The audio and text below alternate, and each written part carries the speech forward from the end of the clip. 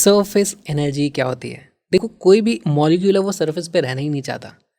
फिर भी मैं सरफेस बना रहा हूँ तो मैं उसको क्या बोलूँगा, यार तुम एक काम करो, थोड़ी एनर्जी रखो, हाई एनर्जी हो जाओ, पर जाओ तुम सरफेस पे रहो। तो सरफेस बनाने के लिए हमें कुछ एनर्जी देनी पड़ती है। ऑलराइट, तो अब देखो, मान लो मेरे पास यहाँ पर इस तरीके से सरफेस बनाई है मैंने। तो इनिशियली लेट से इसको बनाया कैसे होगा, यहाँ पे एक लेंथ एल होगी, मान लो ये वाली लेंथ भी यहाँ पर ही चिपकी हुई थी इस तरीके से। फिर इसको मैं खींच के इस तरीके से लाया हूँ इस तरफ, तो मैंने कुछ वर्क किया होगा सरफेस एनर्जी बनाने में। ऐसा क्यों? क्योंकि भाई ये जो रॉड है इसके ऊपर तो पूरे समय इस तरीके से सरफेस टेंशन फोर्स लगा रही थी, हमने देखा था। फिर भी मैंने इसको इस तरफ खींचा है, तो मैंने कुछ वर्क किया होगा इसके ऊपर ताकि मैं सरफेस को बना पाऊँ। मैंने जो वर्क किया है उसकी वैल्यू आ जाती है फोर्स। फोर्स कितना लगेगा, मान लो ये है मेरे पास इस तरीके से ए और ये है मेरे पास बी। फोर्स हमने देखा था, फोर्स की वैल्यू लगती है, देखो एक फोर्स ऊपर वाली पे लगता है, एक नीचे वाली पे लगता है, और हमारे पास इस बार लेंथ की वैल्यू कितनी है, बी। फोर्स की जो वैल्यू बनी होगी मेरे पास, पहले तो फोर्स डॉट एस मैं इस तरीके से लिख सकता हूँ। फोर्स मेरे पास लगता है 2t इंटू बी के बराबर फोर्स लगा है इतना। इसके ऊपर पीछे की तरफ इतना फोर्स लगा होगा, तो मुझे भी उसको ऊपर दूसरी तरफ खींचना है, तो मुझे भी फोर्स लगाना पड़ा होगा। यहाँ पर से इस तरीके से हमारे पास सरफेस टेंशन के फोर्सेस लगे होंगे, मुझे एक्सटर्नल कुछ फोर्स लगाना पड़ा होगा, तब जाकर के मैं इसको यहाँ से यहाँ तक खींच पाया हूँ। ठीक, और डिस्प्लेसमेंट कितना हुआ है भाई, डिस्प्लेसमेंट हुआ है इसमें ए से हमने इसको डिस्प्लेस किया इस तरफ। फोर्स भी इधर लगाया, डिस्प्लेसमेंट भी इसका इधर किया है ना, यहाँ पर थी इनिशियली रॉड, उसको खींच के यहाँ तक लाया, तब जाकर के मेरे पास इस तरीके से सरफेस बनी। तो हमने सरफेस बनाने के लिए कुछ वर्क कर दिया, तो हम बोलेंगे भाई वो सरफेस बनाने में जो वर्क किया है वही सरफेस की एनर्जी बन गई है। यहाँ पर हमारे पास इसकी वैल्यू आ जाती है, this is equal to 2 times T A B. क्या कोई बता सकता है ए बी क्या चीज़ है? ए बी की वैल्यू आ जाती है हमारे पास एरिया। ठीक है, क्या मैं यहाँ पे बोल सकता हूँ कि वर्क डन या फिर सरफेस एनर्जी की वैल्यू आ जाती है 2 टाइम्स टी इंटू एरिया? और यहीं गलती हो जाएगी। क्यों?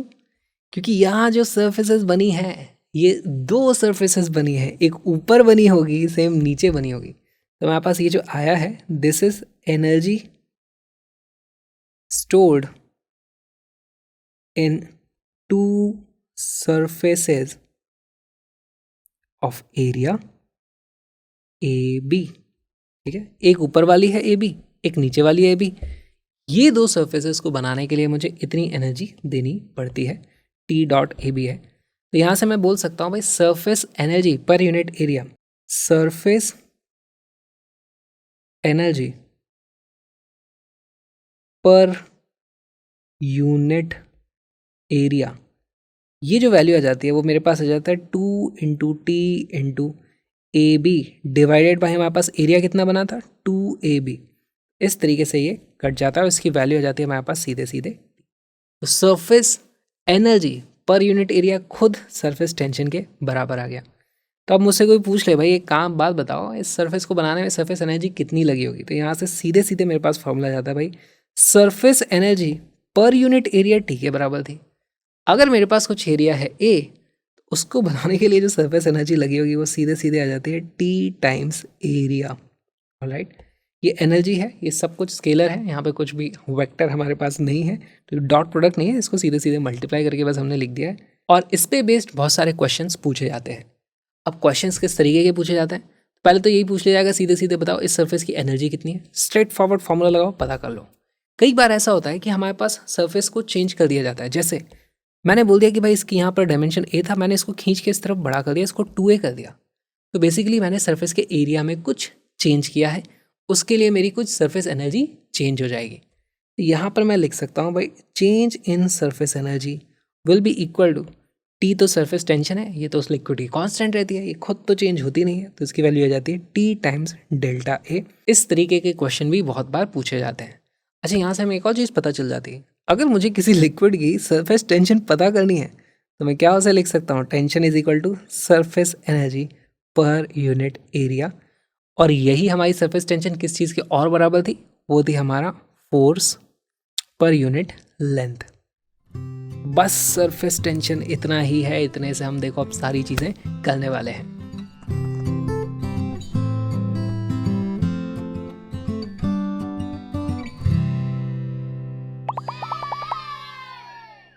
लिक्विड में सबसे ज़्यादा जो स्फेरिकल ऑब्जेक्ट्स हम बनाते हैं वो एक्चुअली होती है, या तो वो एक ड्रॉप होती है, या फिर वो एक बबल होती है। बबल में क्या होता है, बबल में अंदर हवा होती है, ड्रॉप में अंदर हवा नहीं होती है, लिक्विड ही होता है। तो एक्चुअली यहाँ पे आप देखोगे हमारे काम की चीज़ क्या है, यहाँ पर सिर्फ एक सरफेस होती है ना, यहाँ पे वाटर है, यहाँ पर एयर है, वाटर एयर का एक ही इंटरफेस है, एक सरफेस बनती है। यहाँ पर अंदर भी एक सरफेस बनती है, बाहर भी एक सरफेस बनती है, तो यहाँ पर एक्चुअली टोटल 2 सरफेसेस बन जाती हैं। और इन दोनों के बीच का जो रेडियस का डिफरेंस होता है वो बहुत ही कम होता है। तो हम मान के चलते हैं भाई, अगर दोनों सरफेसेस का एरिया कैलकुलेट करना है तो रेडियस r मान के ही मैं कैलकुलेशंस कर लूँगा। यहाँ पर हमारे पास 1 सरफेस है, यहाँ पर 2 सरफेसेस हैं। एक काम करते हैं, इनकी सरफेस एनर्जी लिखते हैं। तो अगर मुझे इसकी सरफेस एनर्जी लिखनी होगी तो मैं उसकी वैल्यू कितनी लिख दूँगा, surface area times surface tension, तो ये हो जाएगा T इंटू 4πr²। इस तरीके से इसे लिखा जा सकता है। यहाँ पे अगर सरफेस एनर्जी लिखने के लिए किसी ने बोल दिया तो अब की बार मेरे पास 2 सरफेसेस हैं, surface tension multiplied by 2 times हमारे पास एक का एरिया कितना है 4πr² के बराबर। इस तरीके से हमारे पास फिर वैल्यू आ जाएगी, यहाँ पे 8πr² इंटू टी हो जाएगा, यहाँ पे 4πr² इंटू टी ही था। ये बहुत इंपॉर्टेंट चीज़ है, इसको याद रखना, ये बहुत जगह यूज़ होएगी।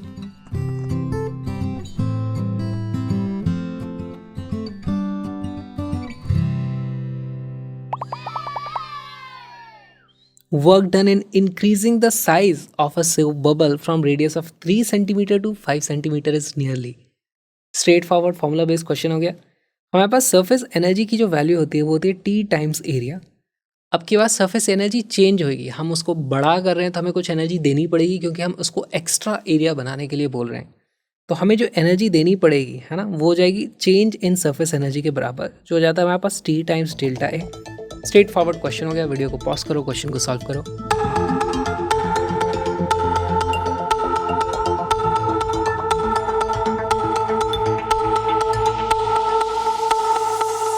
इसका करेक्ट आंसर है सी। सॉल्व करते हैं। देखो यहाँ पर हमारे पास सरफेस टेंशन की वैल्यू दी हुई है 0.03 न्यूटन पर मीटर। चेंज इन एरिया कितना हो जाता है, देखो हमारे पास एरिया होता है 4πr², तो यहाँ पे कर दूंगा 4πr² माइनस r1 का स्क्वायर, है ना, r2 का स्क्वायर माइनस r1 का स्क्वायर। इस तरीके से मुझे करना पड़ेगा। साथ में मैं इसको मल्टीप्लाई करूंगा 2 से। क्यों मल्टीप्लाई किया 2 से, क्योंकि ये एक बबल है, बबल में 2 सरफेसेस होती हैं, क्योंकि हमारे पास 2 सरफेसेस होती हैं। ठीक, तो अब बस यहाँ पे वैल्यूज रख के इसका आंसर निकालना है। इसकी वैल्यू जाती है 0.03 मल्टीप्लाइड बाय, अच्छा 2 को मल्टीप्लाई कर देता है तो हो जाता है 0.06 multiplied by 4π into r2 square minus r1 का स्क्वायर। r2 की वैल्यू है 5 का स्क्वायर माइनस r1 स्क्वायर यानी 3 का स्क्वायर, और ये क्योंकि सेंटीमीटर के स्क्वायर हैं तो इंटू 10⁻⁻⁴ भी हमारे पास आ जाएगा। और राइट, इसकी वैल्यू आ जाती है, देखो मैं इसको लिख दूंगा 0.06 इंटू 4 कितना हो जाता है, जाएगा 0.24 पाई, 5 का स्क्वायर होता है 25 माइनस 9 हो जाता है हमारे पास 16, इस तरीके से इंटू 10⁻⁻⁴ इतने जूल आने वाला है। अब 16 इंटू, अच्छा देखो मेरे पास जितने भी ऑप्शन है उनमें सब में पाई है और मिली जूल है।